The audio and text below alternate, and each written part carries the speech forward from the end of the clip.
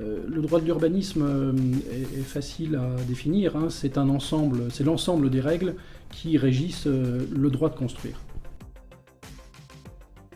Le permis de construire d'abord, c'est l'autorisation de construire, c'est-à-dire que sans permis de construire, on ne peut pas construire.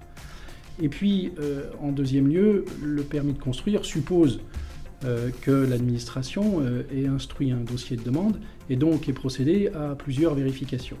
Ces vérifications se font sur plan, ces plans sont dressés par un architecte. L'architecte lui-même a travaillé sur la base d'un projet qui a été esquissé par le promoteur.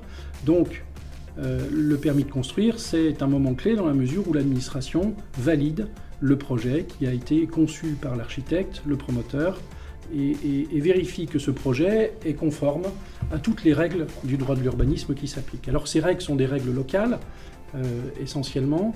Les plans locaux d'urbanisme contiennent ces règles qui concernent l'emprise des constructions, leur volume, la hauteur, les besoins en matière de stationnement et aussi la variété des logements qui est imposée par les documents d'urbanisme.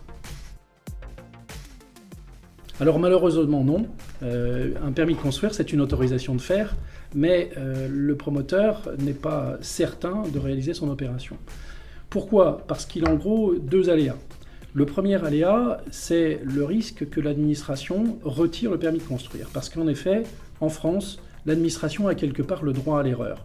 Si jamais elle se rend compte que finalement le projet et le permis de construire ne respectent pas les règles d'urbanisme, elle peut retirer le permis de construire. Et elle a 3 mois à cet effet. 3 mois à partir du moment où le permis a été délivré.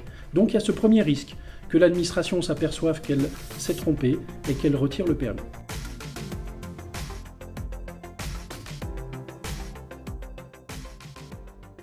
Le deuxième aléa, en dehors de l'administration qui a délivré, c'est l'aléa du recours des tiers. C'est la possibilité pour les tiers, les voisins directs du projet, les associations, de contester ce permis de construire. Alors, ils peuvent procéder en 2 temps. Dans un premier temps, ils peuvent faire un simple recours gracieux au maire, le plus souvent qui a délivré le permis de construire, et lui demander de le retirer.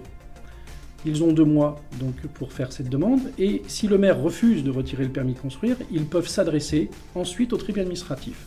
Après le recours gracieux au maire, ils peuvent ainsi faire un recours contentieux devant le tribunal administratif.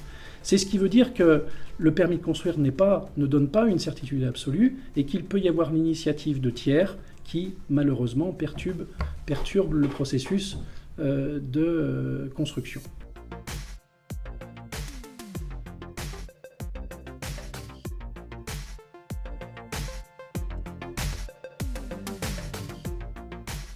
Non, la situation n'est pas du tout fréquente. Elle est plutôt rare, heureusement.